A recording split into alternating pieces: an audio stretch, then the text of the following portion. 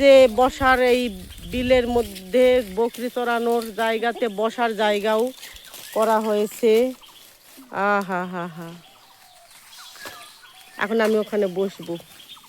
হ্যাঁ, এই যুদ্ধকাল মানুষের দেখা দেখি তোরা মারামারি শিখে গেছো নাকি?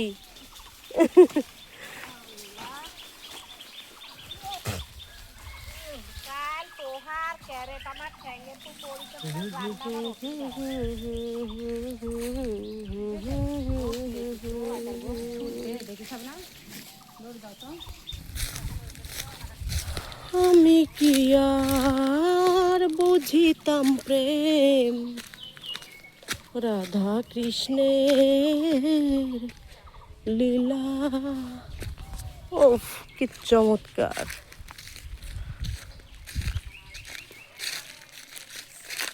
আপনি রাইতে বন্ধুর শাখা।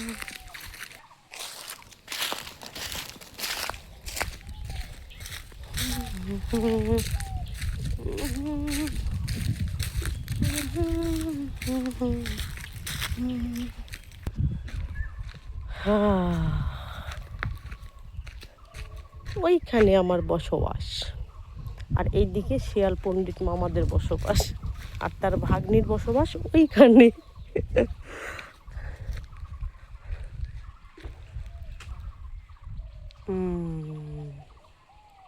এটা হলো ঘাস পুকুর, মানে সরকারি। যখন যে দল আসে সেই দলের লোকজন নেয়, কারবার করে।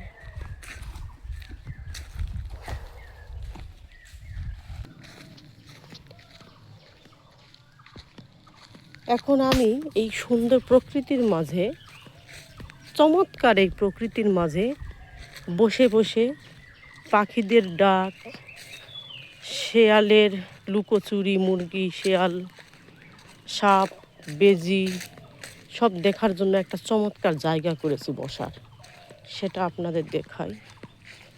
এগুলো রসুন তোলা হয়েছে, শুকাতে দেওয়া হয়েছে। এর ভিতরে গরুর ঘাস লাগানো হয়েছে। এই যে আমার বসার জায়গা, এই যে আমার চমৎকার সে বসার জায়গা। মাচালটা এখনো পুরোপুরি ইয়ে করা হয়নি, আরো কিছু বড় বড় জলই এনে ভালো করে মারতে হবে, তারপর একটা বিছানা এনে মাচালের উপর বিছাতে হবে। তবু এখানে বসেই আপাতত চমৎকার সময় কাটে আমার। কাঁঠাল ধরেছে গাছে, এটা আমাদের ছালে হাফুদের জায়গা, ওই যে বাড়ি, এখানে আমার বসবাস। তা যদি আরেক দেখা যেত। কি চিল্লা চিল্লি, একটু আরামে আসে বসে, দেখাও যাচ্ছে না তো সে কে আসলে। গাছে আছে না মাটি, গাছে দেখাও যাচ্ছে না। কি শব্দ!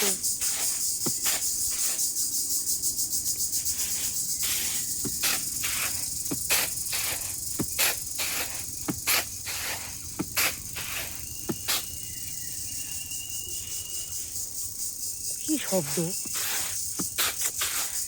তো ঘুমো হবি না সালাপু, তুই বসে থাকে। শুভ মনে করেছি,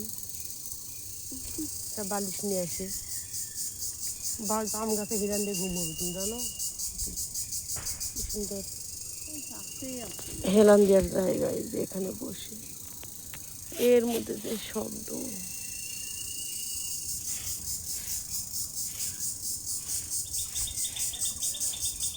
কোথায় রে বাবা তুই?